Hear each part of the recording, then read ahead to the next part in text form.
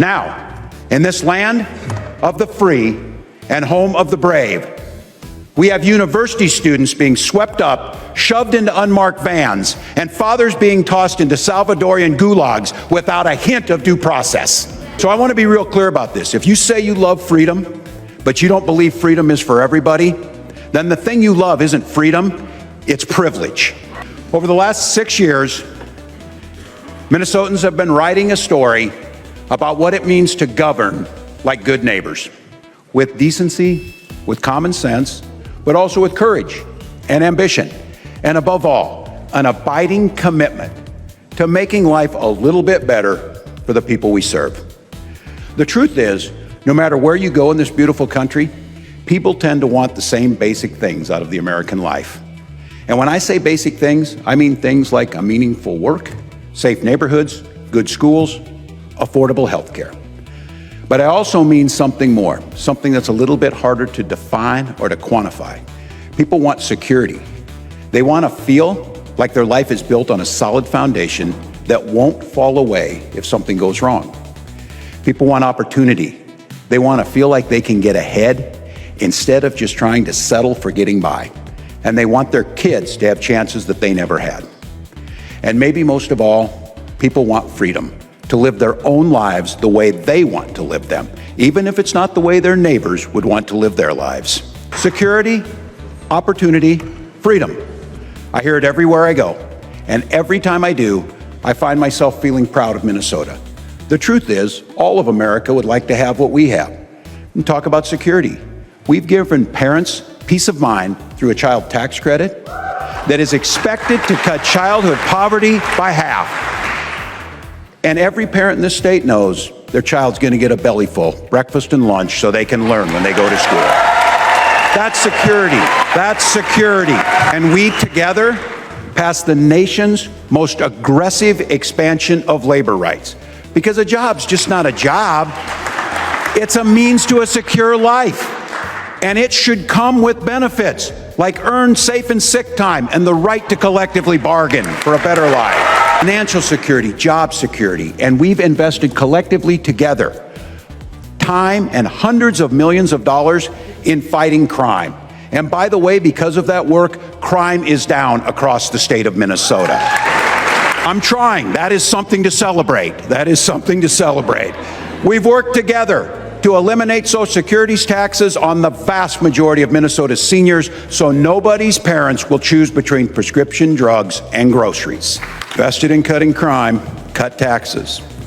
Those are things to celebrate. And in just a few months, we'll have one of the nation's most generous family and medical leave policies, because no one should worry about losing their income while taking care of a loved one. That's a good bill. And when it comes to opportunity, we've passed unprecedented funding for public education, and we work in a bipartisan manner to make sure our kids actually get the benefits from that funding by enhancing our literacy programs together. We've invested in bringing competitive, high-paying jobs to our state and growing our economy with an eye towards a green energy and innovation jobs that will shape the future. We're not just one of the best states in which to start a business, we're proving to be one of America's most popular states to grow a business. Just look at Philips, Solventum, Sofidel, and the Mayo Clinic, investing billions to create thousands of new jobs right here in Minnesota. And let's talk about freedom. Here in Minnesota, that freedom means several things. It means freedom from hunger and poverty. It means the freedom to worship or not. It means the freedom to be who you are any way you choose. And that is a birthright, not dependent on how much money you make, where your family came from, or the current issue of the day. That's what freedom looks like. Those are the things that make Minnesota great. That's why we are America's best place for kids. And it's also the reason I love serving in this job with all of you. Now tonight, with the state of our state as strong as it's ever been, we gather to write the next chapter in this great Minnesota story. But I can't help but point out that we also gather at a moment of great uncertainty for our nation. And let's be honest, this uncertainty, this chaos is no accident.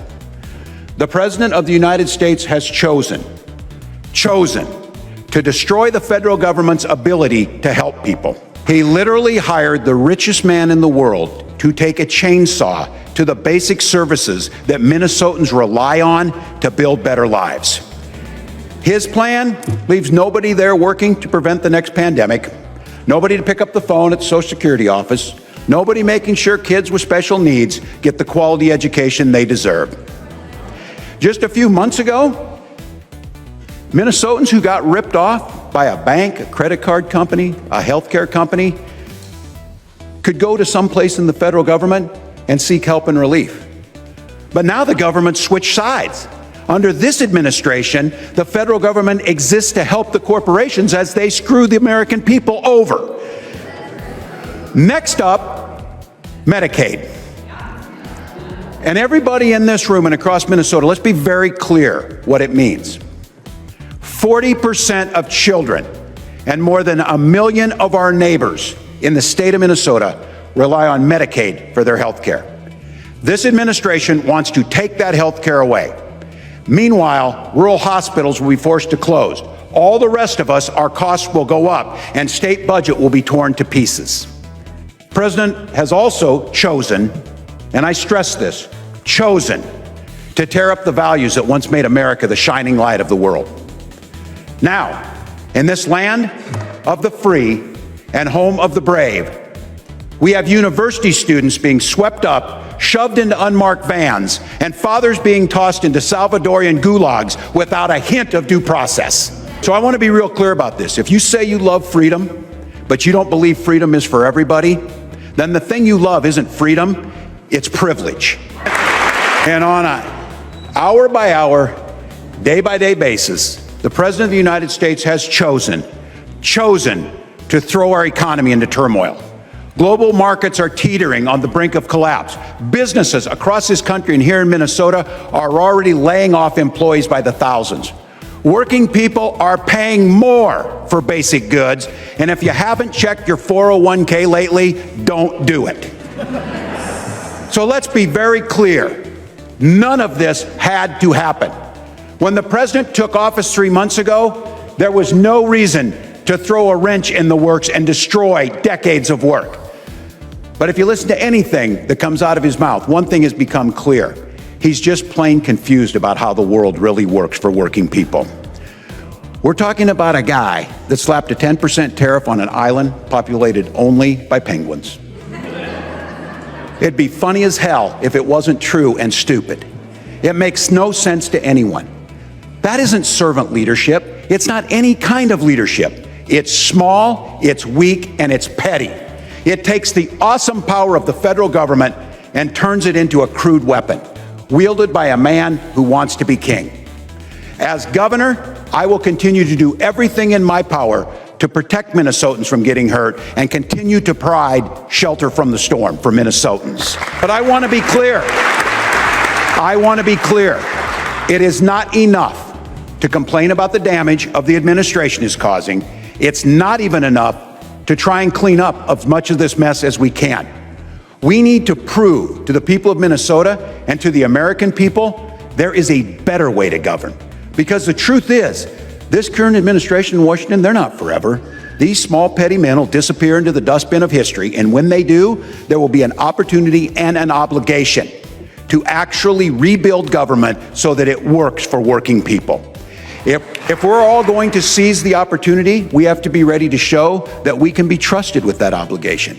If we want to earn back the trust of the American people in government, we have to be honest about the fact for many years to come. Bottom line, if we don't govern responsibly, someone else will get a chance to govern irresponsibly, and I refuse to let that happen. Another way we're protecting investments is by doing more to prevent, investigate, and punish fraud in government. We all agree. I thought you'd like that. But look, it's easy to demagogue government spending. The truth is, as long as there have been programs aimed at helping people, there have been people looking to steal from those who need them the most. We've made strides in catching the bad actors, stopping their schemes. We've sent a lot of crooks to prison, but we can do more. Minnesota should have a zero tolerance policy when it comes to misuse of taxpayer dollars and theft. And earlier this year, we took action. I know it's being worked on in this chamber, and earlier this year, I issued an executive order to strengthen our state's capacity to investigate fraud by establishing a centralized fraud and financial crimes unit at the Bureau of Criminal Apprehension. I have a proposal before this chamber to use artificial intelligence to sniff out and catch the bad actors before they get their hands on the money, and a proposal to increase criminal penalties for theft of public funds by 20%. Bottom line, I believe that when criminals try to steal public funding, you don't cut the funding, you stop the criminals, and that's exactly what we do. We're also working to improve the efficiency and customer service across state agencies. It's not enough to just spend taxpayer money responsibly. You should also be spending it effectively. We've already made some strides in that. I look at just a little thing. A couple weeks ago, shopping at Cub, I can stop at a kiosk after the checkout, and in 3 minutes, I can renew the tabs for my car right at that spot. You don't have to go to the DMV. It saves us money. It's more efficient for you, and it's government meeting people where they're at. People deserve more bang for their buck, and that's exactly what this budget will deliver. Look, we're not the only ones that are undergoing scrutiny and looking at our budgets. Families across this state are sitting down at their kitchen tables trying to figure out how they're going to afford the president's tariff tax. And I can't stop those pointless policies coming from Washington. They're making everything more expensive. But we can do a few things here to make those difficult conversations around that table just a little bit easier. This year, I'm proposing an unprecedented tax cut for working people, a reduction in the statewide sales tax. We've never done this in our state's history, but I will tell you, it feels like there might not be a better time to do this. And make no mistake about it. Unlike the president's tax cuts for the very wealthy, our tax cuts are fully paid for. We're doing it by closing loopholes that the wealthy use to avoid paying the taxes in the first place.